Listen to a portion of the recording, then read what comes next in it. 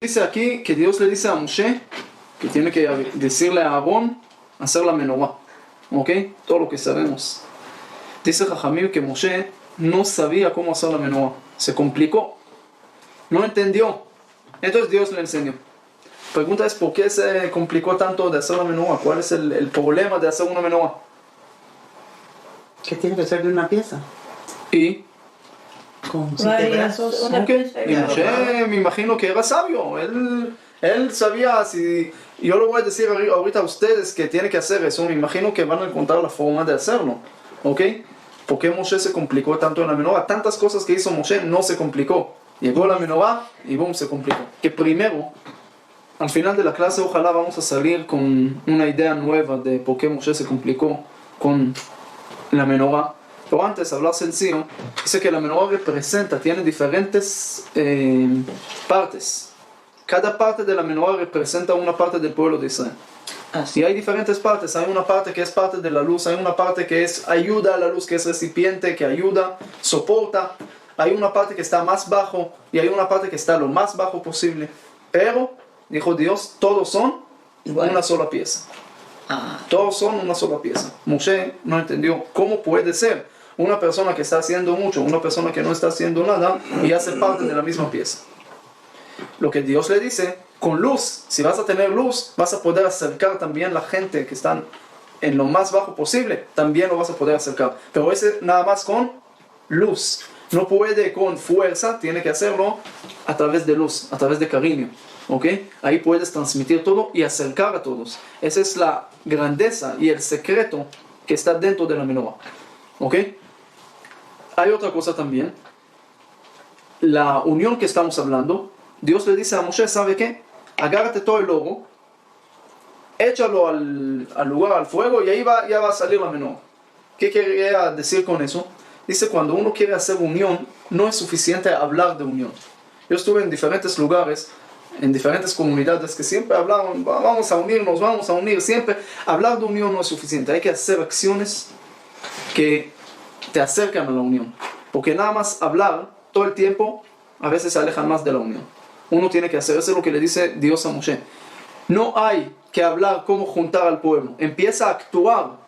Y otra vez, como dijimos, actúa con luz, al final vas a ver que el pueblo se junta. Pero nada más hablar de eso, sin mostrar el ejemplo y sin hacer, no vale.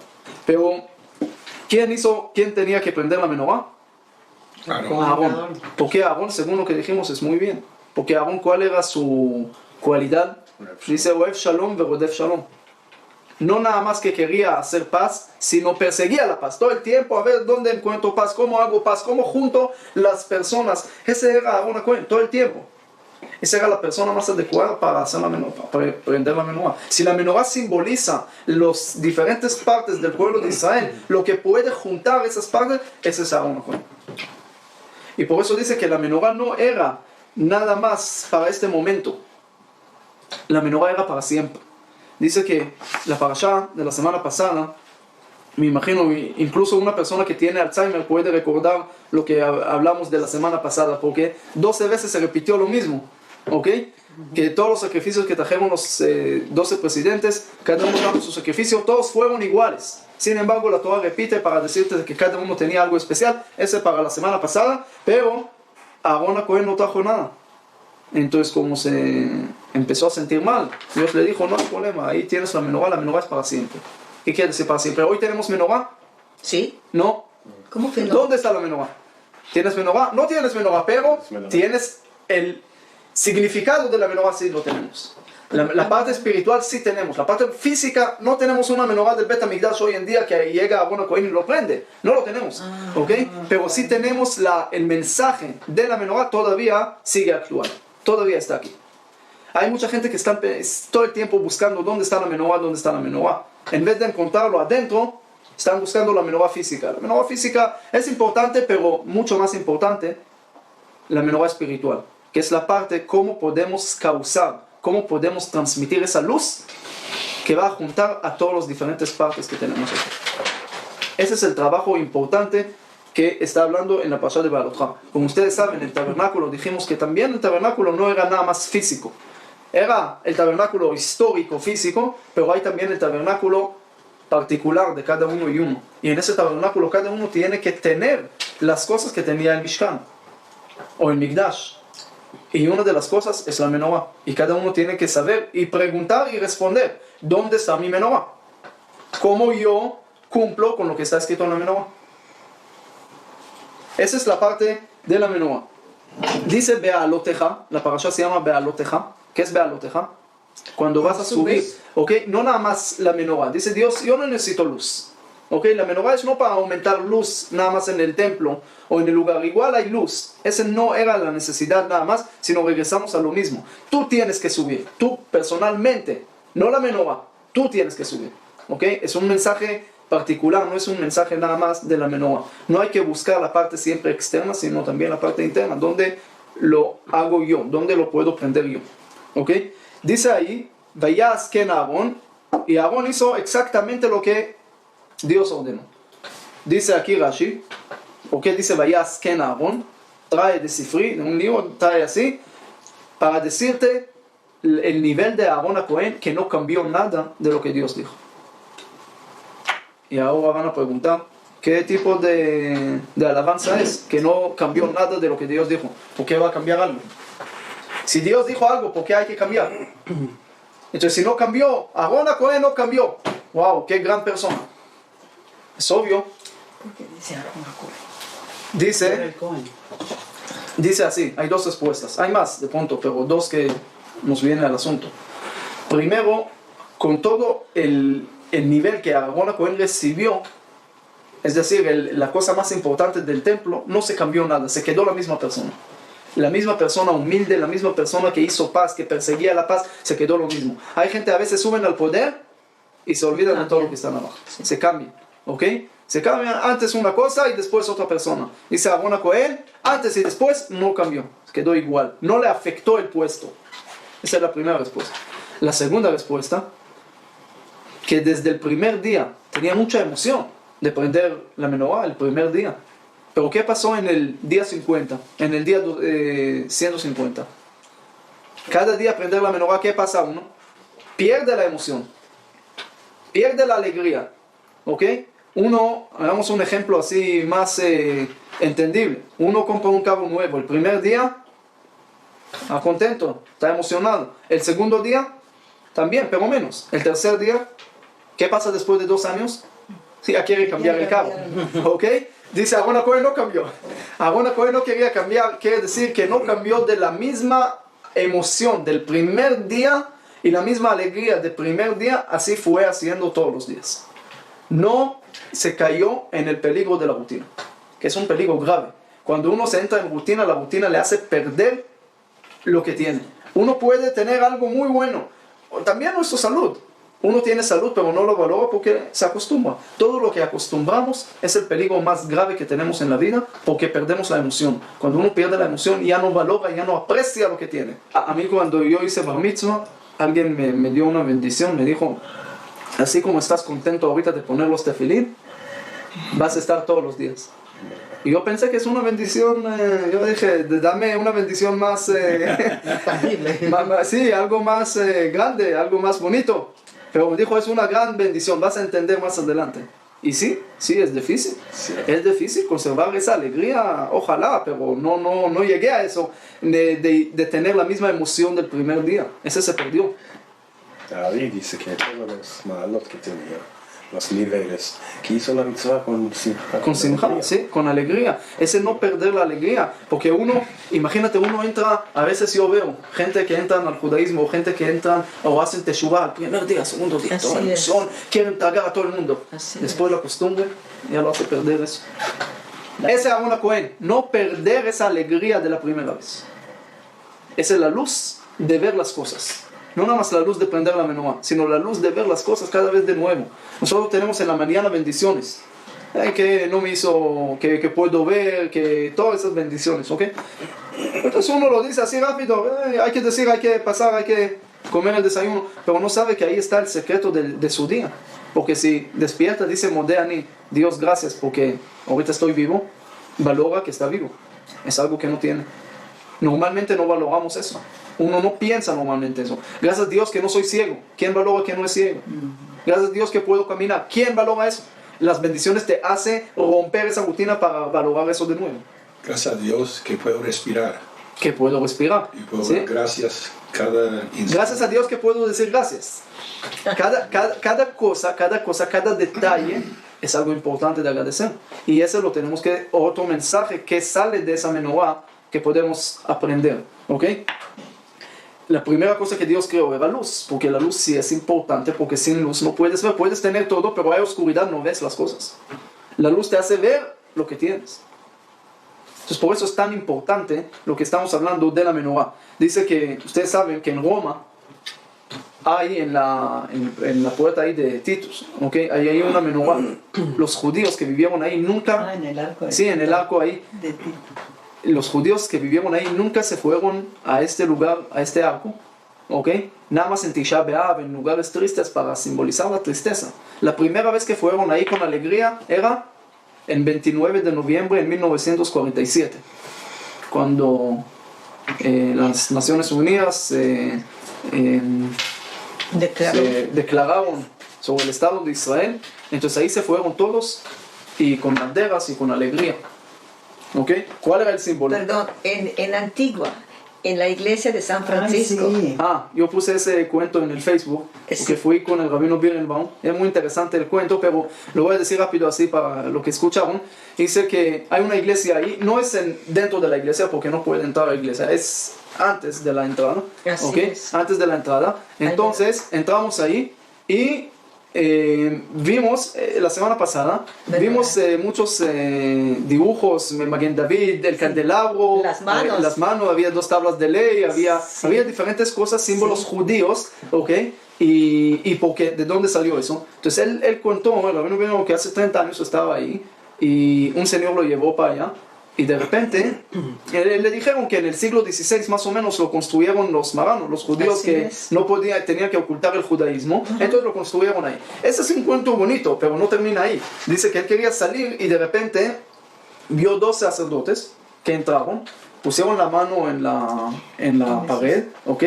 No hay mezuzá ahí, y besaron y dijeron algo. Él no escuchó Wow. qué dijeron. Después llegaron otros 2 y él le preguntó: ¿ustedes qué dicen? ¿Qué hacen esa costumbre? Y dijeron: esa costumbre es especialmente nada más para esa iglesia de San Francisco. ¿Y qué dicen? Ellos dijeron en hebreo muy torcido, muy difícil de entender, pero era el texto: "Shaketz teshaketsenu v'ta'ev teta'avenu kicheremu".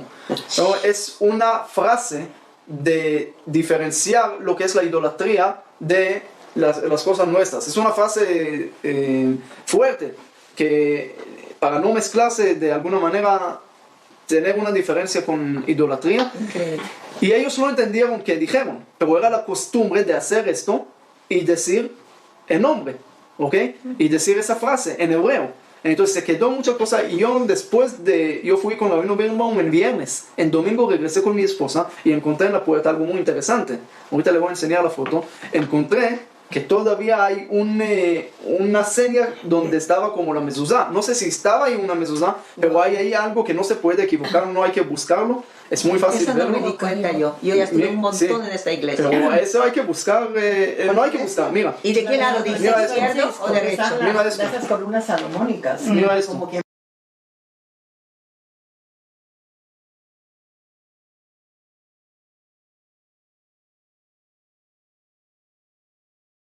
Miren. Ve. sí, yo de aquí Wow.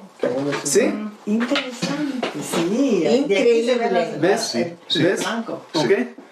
Eso No se es puede la entrada de la equivocar. iglesia, sí. Es la entrada, pero no la entrada a la iglesia, es una entrada antes, un cuarto antes de Sí. la iglesia. Así está la entrada Ok. principal y así está la... ¿Pero qué quiere decir? ¿Que vinieron marranos aquí? Sí, claro, Sí, por supuesto, en cuando Guatemala, en vino Colombia, en Costa Rica. ¿Cómo llegaron a Hay- Curazao? Hay algunos lugares, sí, claro, por supuesto, por supuesto. Muy interesante. Lo que yo siempre saco de la enseñanza de esa historia es que en verdad tenemos que saber que había judíos que tenían que hacer guerra, que tenían que ocultar, que tenían que arriesgar, luchar para conservar el judaísmo. Sí. Y hoy lo tenemos tan fácil y no lo valoramos. Otra vez lo mismo, ¿por qué no valoramos eso? Porque lo fácil. Porque Exacto. acostumbramos Ya, acostumbramos una rutina. de tener el judaísmo, de tener Shabbat, de tener todo a la mano, de disfrutar de todo, de tener aquí comidas todos los Shabbat. acostumbramos, entonces es fácil. Sí. Al tener tan fácil y al acostumbrarse, perdemos la apreciamos. emoción de un judío que llegó y tenía que casi arriesgar su vida, no casi, arriesgar su vida para cumplir eso. Ese le dio la emoción. Eso. Pero eso es lo que tenemos que difícil da la valorar. emoción. Sí, pero no tenemos que buscar algo difícil y no tenemos que buscar ahorita una pistola para cumplir Shabbat. Tenemos que hacerlo con alegría, con tranquilidad, como ya lo podemos hacer. Eso lo tenemos que apreciar. Dice que en 1949 buscaron un símbolo del Estado de Israel. Había 450 ofertas de diferentes símbolos para el Estado de Israel. Después se quedaron 3. Quedó un tipo de candelabro de una sinagoga de Jericó. Se quedó una estrella de David también con candelabro. Y se quedó un candelabro con 2 ramas de olivo en los lados. ¿Y qué se quedó hoy en día? No, el candelabro con 12 hojas de 2 ramas, 2 hojas de olivo. Okay, eso es lo que quedó. Ahorita vamos a entender por qué. Pero aquí hay algo interesante antes de ver también de dónde salió las 2 hojas de olivo y con la menorá. Vemos que de alguna manera los romanos, los griegos, siempre hablan que agarraron la menorá y lo pusieron en el arco de Tito, ¿ok? Por ejemplo, por lo menos lo escultaron ahí. Después los judíos no quieren pasar ahí y llegan cuando se declara el Estado de Israel. Ahí se ponen muy contentos y ese se escoge como el símbolo del Estado. ¿Qué tiene esa menorá? Dice, aparte de tener luz, también da como esperanza. Dice, y el olivo siempre simboliza paz. ¿Ok? Aquí está hablando de luz con paz juntos. Nosotros siempre en la historia nos persiguieron, había matanzas, había muchas cosas, pero siempre el pueblo judío siguió adelante. ¿Cuál era el secreto? La fe. La menorá. ¿Qué quiere decir la menorá? La parte espiritual. Uno puede tener, pueden matar, pueden agarrar la parte física que tiene, pero si conserva la parte espiritual, ese nunca lo van a poder agarrar. Y eso es siempre lo que tratamos de hacer. Más de peligro material, había y teníamos en la historia peligros espirituales. Y por eso en Hanukkah, por ejemplo, fiesta también que habla de la menorá, que habla de luz. ¿Okay? Esta luz se representa, vamos a ver después, todo lo que es la Torah. La Torah escrita, la Torah oral, vamos a ver exactamente el tema, pero representa mucho más de nada más prender luz y tenerlo. Representa una esperanza, representa también conservar la parte espiritual que tenemos. Y hay gente que puede llegar y con problemas y perseguirnos y todo, pero todo es oscuridad. Cuando prendemos la luz, en el mismo momento que prendes la luz, se aleja la oscuridad automáticamente. No hay lugar para luz y oscuridad en el mismo lugar. Entonces, el mensaje que aquí tenemos que rescatar es, primero lo que hablamos, si uno quiere juntar, unir a diferentes partes del pueblo, lo tiene que hacer con luz, porque ¿qué hace? ¿Qué causa la separación? Cuando hay espacios entre uno y otro, espacios negros, hoyos negros, energía oscura, cuando hay esas energías negativas, se hace separación entre diferentes partes del pueblo. ¿Cómo lo puedes juntar? Poner aquí luz, se aleja esta energía oscura y se junta, porque ya no hay nada que lo separe. Esa es la menorá. Ese es el símbolo más adecuado para el Estado de Israel que tenemos siempre, que hoy en Israel tenemos tantas diferencias. Cada persona representa una secta. Cada persona en Israel, a veces la misma persona representa 2 grupos diferentes. Pero por lo menos cada uno representa una persona diferente. ¿Y cómo lo hacemos para juntar? Tenemos que aplicar más ese símbolo de la menorá. Como el olivo que está al lado de la menorá, a los lados de la menorá, el olivo que trae paz, no nada más trae paz. El olivo de ahí saca el aceite de oliva y del aceite de oliva se saca la luz. Sin tener aceite no puedes prender la menorá. Tienes también que tener la materia para prenderla. Entonces vamos a ver de dónde se consigue la materia para prender la luz. Uno no puede decir, yo prendo luz para alejar la energía oscura, para juntar al pueblo, para que no haya separación. Sí, pero ¿cómo lo vas a hacer?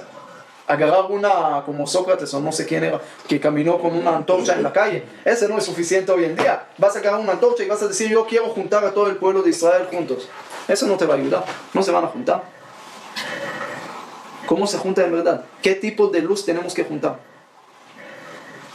Antes de entrar a eso, nada más la haftará que vamos a leer este Shabbat viene de Zecharia. Ahí en Zecharia habla también de una menorá. ¿Y qué menorá habla? Habla de una menorá que está viendo, una menorá que tiene dos en los lados, tiene hojas de olivo. Es exactamente de la haftará. Y ahí le dice, él se complica, no entiende, y el ángel le dice así: Lo bejail velo bekoach, kim beruji amar Hashem tzokot. Al juntar, al prender la luz, ni con fuerza, ni con ejército, ni con... Ese no ayuda. Lo que ayuda es beruji, con el espíritu. Tienes que poner ahí espíritu, tienes que poner cosas espirituales para poner luz. Si no, no hay luz. Con fuerza, con obligaciones, con tratar de... Ese no te va a ayudar. La única cosa que te puede ayudar es hacerlo con la parte espiritual. Poner esa luz con la parte espiritual. Ese es lo que también en el rezo, lo que rezamos Sim Shalom, okay, la última parte Sim Shalom, ponga paz en el pueblo. ¿Qué se dice ahí? Sim Shalom Torah Ubraja, Chaim Gen Bachesed, pedimos muchas cosas. Y al final, ¿qué dice? ¿Qué sigue? Ki be'or paneja natata lanu. Está hablando de la luz. ¿Okay? Porque paz sin luz no existe. Porque la paz es quitar esa energía oscura. Y ese nada más con luz. Ese nada más con una... La oscuridad nunca lo puedes sacar con golpes o con fuerza. No se saca, no se empuja la oscuridad. O sea, hay que traer algo de luz, algo positivo para sacar lo que es lo negativo. Por eso en la parashá también no vamos a hablar nada más de la menorá, vamos también a hablar de los mitonenim, del pueblo de Israel que estaban quejando. ¿Ok? Yo le dije esta semana a alguien, dije que la parashá habla del pueblo de Israel que se estaban quejando. Me dijo, parece que no cambió nada hasta hoy. Le dije, sí, no cambió porque a veces estamos quejando demasiado. Pero hay aquí un término interesante, no dice mitonenim, dice que el pueblo fue como mitonenim. ¿Qué mitonenim? Es como si fuera quejando, no quejando. ¿Cómo quejando? ¿Por qué? ¿Qué quiere decir eso? Dice, en realidad no se quejaron como por quejar, nada más ese era en realidad le faltó una cosa más para ver exactamente la situación donde están y no quejarse. Es decir, si hubieran visto lo que tienen, no hubieran quejado. No era queja de algo real, era queja de falta de luz, era queja de no ver todas las cosas buenas que tenían. La parashá empieza con luz, pero también te enseña qué va a pasar cuando hay falta de luz. El pueblo de Israel empieza a quejar. ¿Qué se quejan? Quieren carne. Le dan carne, quieren agua. Le dan carne y agua, quieren otro sabor de la maná. Le dan otro sabor de la maná, quieren otro sabor que no existe. Le dan todo, recuerdan de Egipto que tenían ahí una sandía que no sé qué. Siempre estaban quejando. Entonces, ¿qué Dios le responde a Moshe? Cuando Moshe le dice, mira Dios, no puedo con el pueblo, está quejando demasiado. Que se juntan 70 ancianos para que le enseñen Torah. Eso es lo que Dios responde. Si quieres arreglar el problema de su raíz, junta 70. Los ancianos para que le enseñen Torah, para que le dé algo espiritual en la vida. Porque si no le das lo que ellos en verdad necesitan, lo que ellos en verdad quieren, siempre se van a quejar porque le falta luz. Y si le falta luz, no pueden ver la parte bonita que tienen en la vida. Pintaron la sinagoga hace poco, ¿ok? Y hay una persona que entra y me dice, mira, pero se quedó aquí un punto negro. Y le dije, ¿y cuántos puntos blancos hay? No. Lo que hay que contestarle es, ¿trajiste la chiquera? Vamos a rellenar los puntos negros. Esa es una respuesta del presidente del templo. Pero la respuesta del rabino es una respuesta diferente. Él dice, ambas respuestas son correctas. La respuesta tuya es más productiva no sé si va a sacar plata, ok, pero no tengo tanto fe en esa plata, pero lo que sí le dije, mira, cuéntame cuántos puntos blancos hay. Tenemos tantas cosas positivas, nada más que como hay un dicho muy fuerte que dice, nosotros disfrutamos poco de lo mucho que tenemos. Exacto. Y sufrimos mucho de lo poco que nos falta. Hay que hacerlo al revés nada más, es fácil de hablar, difícil de cumplir, pero hay que pensarlo todo el tiempo. Cómo meter más luz en nuestra vida, en nuestra casa, y al meter tanta luz vamos a tener mucho menos oscuridad. Yo siempre le di esos consejos a diferentes personas. No siempre sabía qué pasó después, pero algunos me dijeron que fue un gran cambio en su vida. Cuando le dije, mira, cuando tú llegas a la casa, en vez de decirle a tu señora cómo trabajaste tan duro y ella te responde también cómo trabajó tan duro y hay dos que se quejan en la casa, le dices, mira, es que yo pensé algo hoy y quiero consultarte, como tú tienes mucha sabiduría, quiero consultarte y estudiar contigo esa parte que me hizo un poco, no entendí tan bien esa parte. Empiezas a estudiar con ella una parte de la lectura de la semana o algo, 15 minutos, y vas a ver un gran cambio en tu vida. ¿Por qué? En vez de quejarse, vas a ver cosas positivas en tu vida. Y es también en la mañana. Uno en la mañana, ¿qué quiere hacer? Leer el periódico. ¿El periódico qué habla? ¿Cuánto robó este? ¿Cuánto robó el otro? Todo el tiempo, ¿cuánto mataron? Todas las cosas negativas del mundo. Ahí no te dice, wow, el sol salió y todo está muy bien. No te dicen eso. El rezo sí te dice eso. El rezo, ¿qué estás rezando? En la mañana hay que rezar directo. ¿Por qué? Ahí te dice, gracias a Dios que esto, gracias que esto, gracias que el otro. Mira que queremos esto, que queremos el otro, que queremos pelear. Por eso hay que venir al templo a la mañana. Entonces, ese es importante.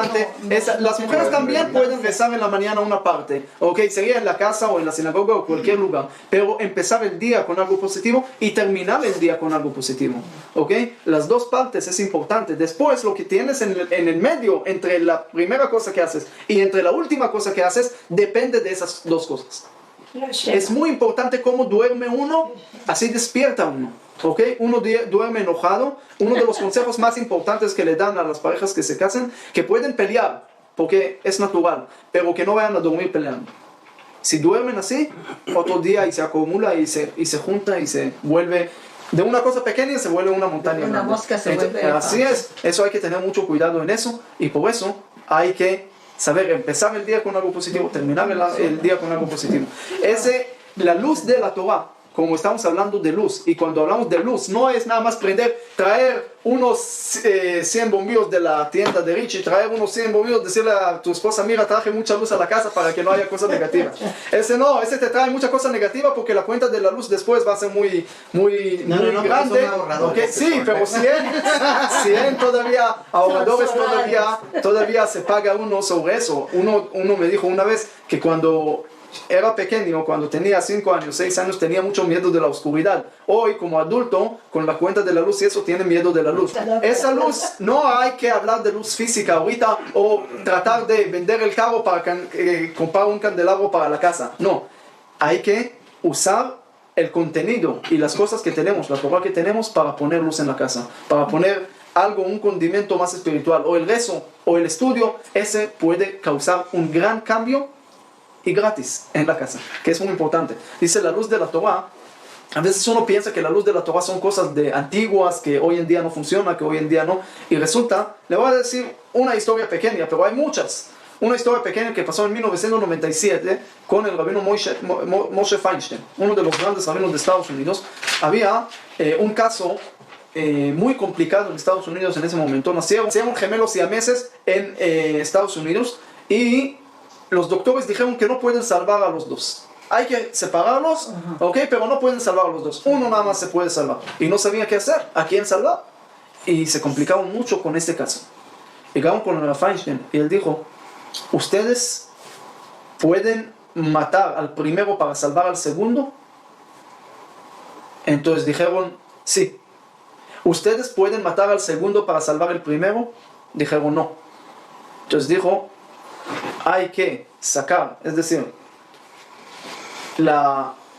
el uno que amenaza la vida del otro, es decir, el segundo que nada más a él lo pueden salvar, quiere decir que el otro lo está quitando de la vida. Entonces, él trajo también del Talmud un caso parecido, y de ahí solucionó el caso, y ese se quedó hasta hoy en día, ¿ok? ¿Cómo hacer la parte esta? Porque si el segundo tenía vida, los dos tenían vida, porque los dos estaban juntos, dijeron que también el corazón estaba en el mismo lado, pero en este caso, cuando uno amenaza al otro y el otro no lo amenaza a él, entonces lo pueden quitar. Ese se llama en hebreo din rodef. Espérame. En muchos lugares del mundo, con la Torah, lograron a resolver también casos del mundo de hoy. No nada más cosas antiguas, también cosas de hoy. Pero entonces el segundo lo quitaron. Sí. Sí, porque no lo podían salvar a los dos. No había manera. ¿Ok? Dice que, no me acuerdo bien si dijeron que él le dijo, ustedes tienen que revisar que el corazón tiene que ser un poco en un lado. No puede ser 50-50 exacto. Y eso es lo que encontraron y por fin eso es lo que pasó.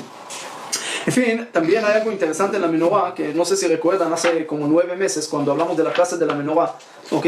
Ahí está todo el secreto, por qué la menorá es tan importante, cómo está todo el mundo ahí, como hablamos en esa clase, que tiene todos los mundos, todos los sefirot, todas las fiestas, todos los patriarcas, todo ahí está en la menorá a través de todo lo que tenemos ahí, ¿ok? En el Salmo 67, como vimos que todo se refleja dentro de la menorá, pero no es tiempo ahorita para repetir eso, pero hay una parte interesante. La menorá, ¿cuántos brazos tenía? 7. 7. ¿Cómo? 6 3 y 1. Son 7. ¿Ok? 7 que representa, dice, el primer versículo del primer libro de la Torah, Bereshit, tiene 7 palabras. Bereshit bara Elohim, et Hashamay ve'et haaretz. Tiene 7 palabras. ¿Ok? En la menorá había botones, así se llama en hebreo. ¿Ok? 11 botones. ¿Qué es 11? El segundo libro de la Torah, el primer versículo, ¿cuántas palabras tiene? ואלה שמות בני ישראל הבאים מצרימה את יעקב איש וביתו באו. 11 palabras en el segundo libro, 11 botones en la menorá. ¿Ok? Después tenemos 9 prajim, flores se llamará. ¿Ok? Ese hace alusión al tercer libro de la Torah, que es Vaikra. Vaikra el Moshe, Vaidaber Hashem elav me'oel moed lemo. 9 palabras en el primer versículo del tercer libro de la Torah. Después tenemos 17 tfajim en la menorá. Hay una opinión en Talmud 18, pero la opinión que todos saben, vamos a decir así, 17 tfajim, que es una medida en la menorá, ¿ok? Y el cuarto libro de la Torah, Bamidbar, ¿cuántas palabras tiene? Ya tienen que saber. 17, ok, וידבר השם אל משה במדבר סיני באוהל מועד באחד לחודש השני בשנה השנית לצאתה מארץ מצרים לאמור. 17 palabras. Hace alusión a los 17 tfajim de la menorá. Y la última cosa de la menorá tenía gviim, como dijimos, las copas que estaban, según el Maimónides lo dibujó, que están al revés. ¿Qué quiere decir? Que están, aquí hay agua, pero no están así, sino están al revés. ¿Por qué? Para decirte que la luz de la menorá lo tienes que sacar para todos, no nada más para ti. ¿Ok? ¿Cuánto tenía de esos? 22. ¿Ok? Y Dvarim, el último libro de la Torah, tiene 22 palabras en el primer versículo. ¿Ok? El Dvarim asher diber Moshe, el Kol Israel, beber הירדן במדבר, בערבה, מול סוף, בין פרן ובין תופל ולבן וחצרות ודי זהב. 22 palabras, ¿ok? En el quinto libro de la Torah. ¿Qué quiere decir eso? No nada más los números ahorita. Entre paréntesis, si juntamos todas las partes de la menorá sin los tefajim, es decir, que no es parte de la menorá, es el tamaño, pero los partes de la menorá sale 7 brazos, ¿ok? 11 botones, 9 flores, 22 gviim, copitas. ¿Cuánto te sale? Te sale el número 49. ¿Ok? 49 días que esperamos a la Torah. Dijimos también el Salmo 67 tiene 49 palabras y el brazo medio tiene 49 letras. ¿Ok? Se alusiona a los 49 días que esperamos a la Torah. Quiere decir que la menorá, cuando hablamos de luz, estamos hablando de la Torah. Pero ahora quiero sacar una explicación nueva, con eso terminar la clase. ¿De qué? 47 tiene que 49. 49 letras, palabras. Palabras y letras. Letras en el brazo, en el medio. ¿Ok? Quiero decir, pensar con ustedes, ¿ok?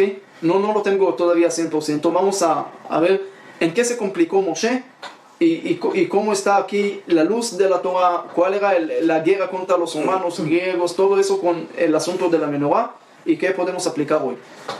Dice que primero, como dijiste antes, la menorá tiene 6 brazos y uno en la mitad. ¿Ok? Entonces dicen de alguna manera tiene que verlo como 6 días de la semana y Shabbat. Shabbat, todos los días de la semana, dice todos los brazos de la menorá, la luz estaba así al medio. Y todo sale del medio, quiere decir toda la semana sale de Shabbat. ¿Ok? Entonces tenemos 6 días de la semana y un día de descanso. De Shabbat. Ese Dios le dijo a Moshe, eso hay que juntarlo, es una sola pieza.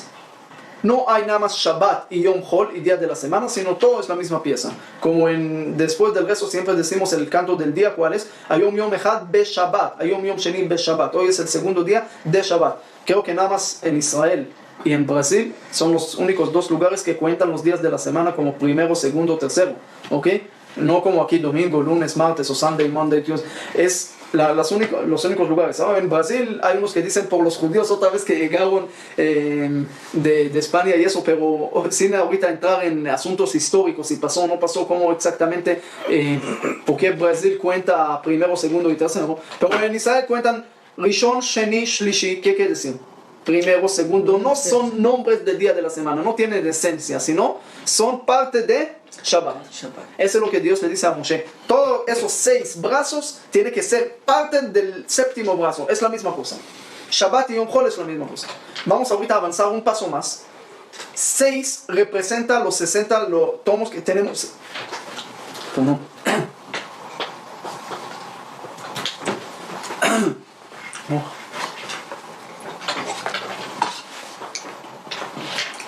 Seis representa los 6 Sidre Mishnah. Hay 6 tratados, 6 tomos, que cada tomo hay diferentes tratados. Hay 6 tomos, ¿ok?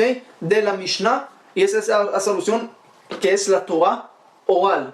El séptimo, el brazo medio, es la Torah escrita. ¿Qué sale del séptimo brazo? ¿Qué quiere salir del brazo principal, que es la Torah escrita? Toda la Torah oral. Porque la Torah oral no es una parte aparte, no es algo diferente, es parte de la Torah escrita.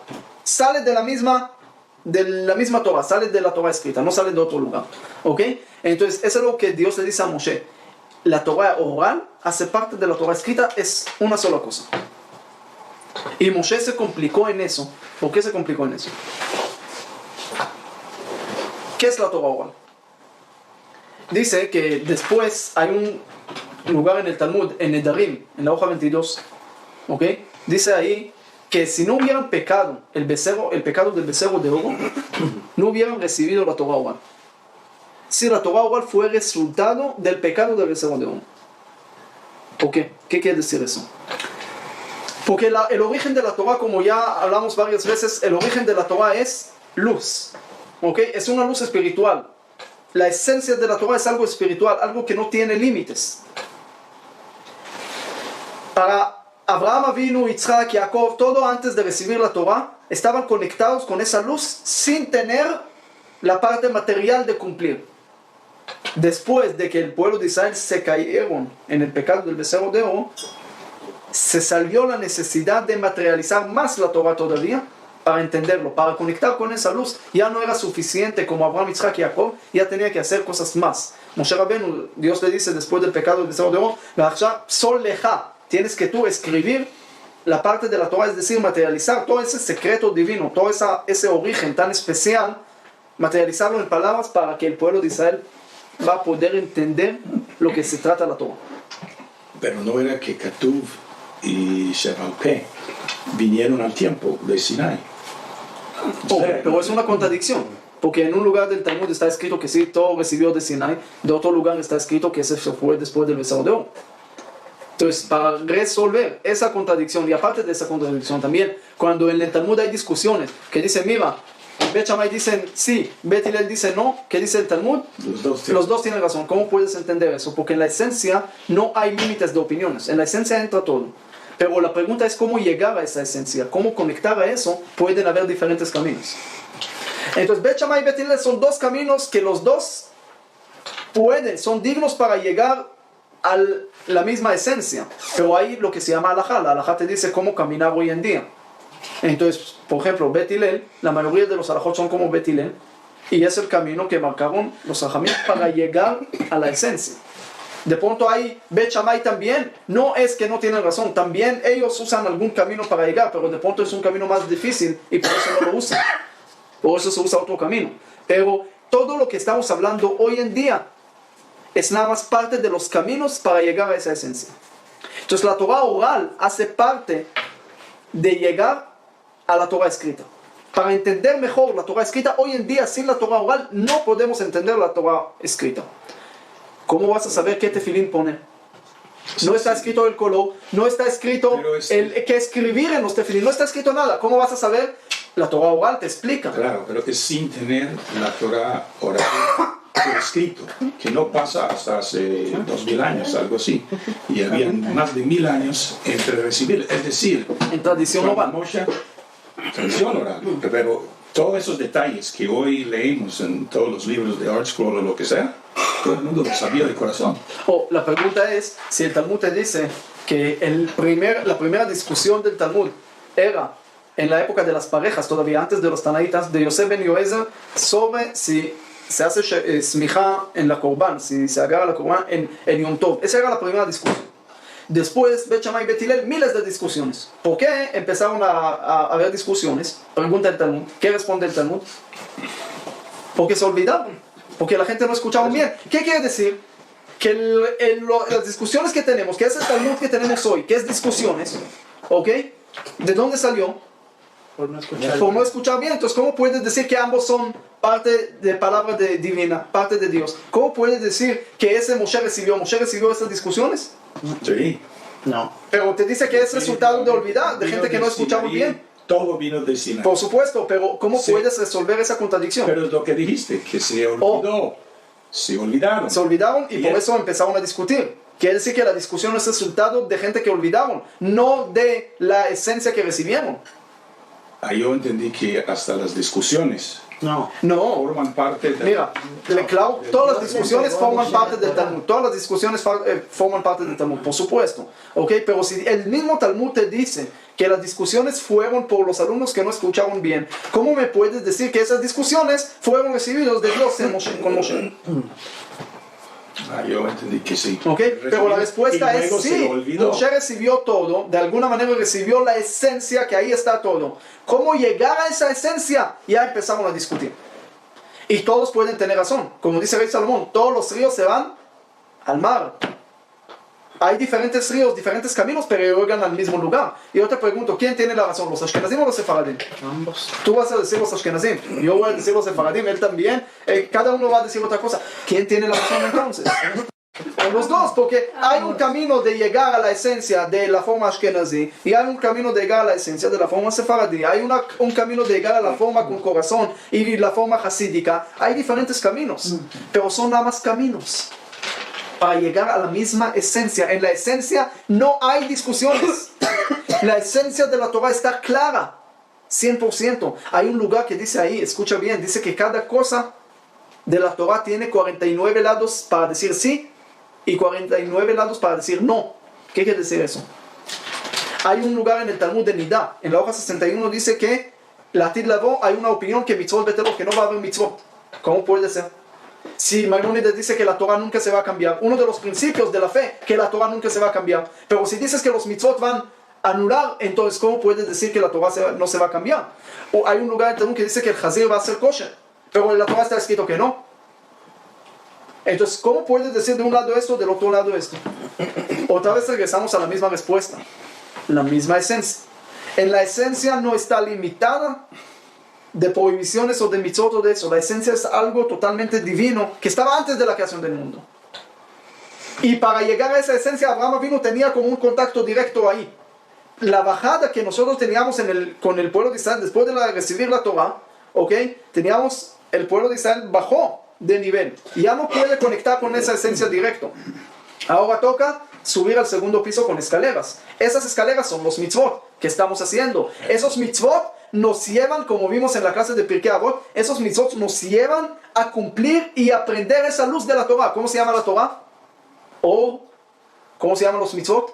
Ner, Kiner mitzvah, Vetorah or. La mitzvah es una vela y la Torah es luz. ¿Qué diferencia hay? Los dos son luz. Vela, sí, pero vela es algo material, es algo que termina. Luz es algo eterno, ¿ok? Algo infinito, algo que no termina. La vela hace luz para, como siempre podemos explicar, que cuando uno está en un cuarto oscuro y no sabe cómo prender la luz, tiene que prender vela para llegar a prender la luz. Pero una vez que ya prendió la luz, ya no va a necesitar vela. Ese es lo que tenemos que saber. La Torah es una luz divina 100%. No es nada más lo que vemos, es mucho más. ¿Cómo llegar a eso? a través de los mitzvot. A través de esas velas que tenemos, podemos llegar a eso. Después, el mundo venidero, vamos a tener nada más la luz. Conectados con la luz, ahí no hay necesidad de cumplir mitzvot. Cuando uno muere, dice Bametim Chofshi, ya no tiene que necesidad de cumplir mitzvot. Ya tiene la luz ahí. Y esto es muy peligroso, ese concepto. Porque ese concepto tenemos que saber que en la historia, por ese concepto se cayeron mucha gente. Por ejemplo, si sabemos que en el Nuevo Testamento, ahí en el capítulo 5, en Mateo dijo Jesús que no llegó a cambiar ni una letra de la Torah, ni un tag, nada. Dice, Yavru Hashamayim ve'aretz, pasarán el cielo y la tierra si alguien va a cambiar algo de la Torah de nosotros. Entonces, ¿cómo se cambió todo? Hay diferentes opiniones, y Shimon Kifa como una vez, pero la opinión que dice que Pablo llegó y dijo que después de la muerte de Jesús, ya estamos en una época de luz, ya no necesitamos cumplir las velas. Y es un error, uno. Hay más errores. Shabtai Tzvi hace 350 años aproximadamente llegó y dijo de repente Baruch Matir Isurim. Ya no hay que prohibiciones. Era un tipo muy capaz. Había rabinos que se equivocaron en él. ¿Por qué dijo eso? ¿Era tonto? No, él llegó. Él dijo llegamos a la época de luz, ya no estamos como Abraham vino. Ya no estamos cumpliendo los mitzvot. ¿Cuál es el error entonces? ¿Cómo podemos decir si es error o no error? Dice después del pecado del becerro de oro. Si tú todavía tienes cuerpo, quiere decir que tienes que usar la parte material. ¿Qué es la parte material? Los mitzvot. Tefilín es algo material. ¿Ok? Sin esa cosa material no puedes alcanzar esa luz de tefilín. ¿Por qué? Porque tenemos cuerpos. Porque somos todavía en el nivel que tenemos parte material. Y al tener parte material no podemos conectar directo con la parte espiritual.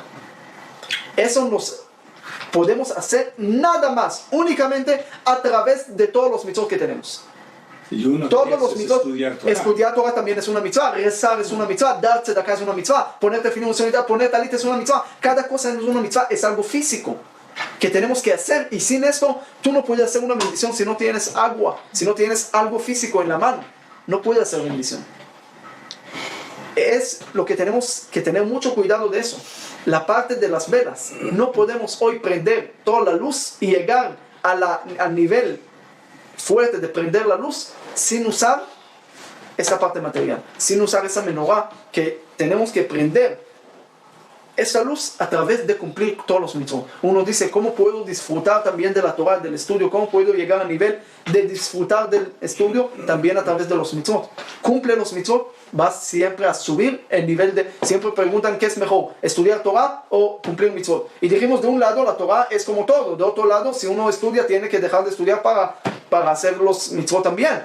Los dos, porque los mitzvot te llevan a estudiar Torah mejor, la Torah te lleva a cumplir mitzvot mejor, y cada vez subes más y estás mejorando más. Pero otra vez, a través de cumplir los mitzvot de una forma física, porque tenemos cuerpo. Cuando vas a tener nada más alma, ahí ya podemos hablar en otro idioma.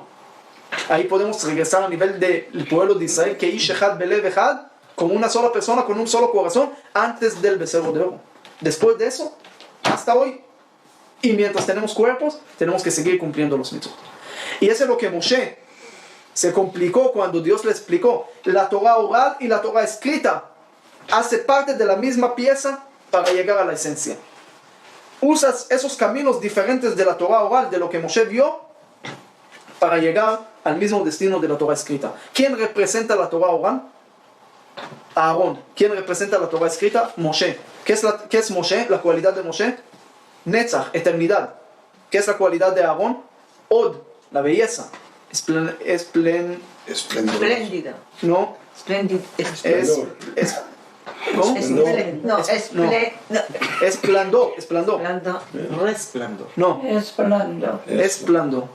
Con R. Esplendor. No, es esplendor. Aarón es la menorá, dijo. La menorá, sí. Ok, la belleza. ¿Y Moshe? Moshe es la Torah escrita. Moshe y Aarón juntan, hacen dos piezas de la misma parte. No son dos cosas diferentes. Por eso Dios le dice a Moshe, tú tienes que decirle a Aarón, él tiene que hacer la menorá, él tiene que saber cómo juntar su parte con tu parte. Moshe trajo la Torah escrita y después estamos con la Torah oral. Las dos partes nos da, cuando cumplimos todo eso, nos da luz para juntar las dos piezas. Como dije antes, el día de la semana con Shabbat, la Torah oral con Shabbat. También días de la semana son medios para llegar a tener Shabbat.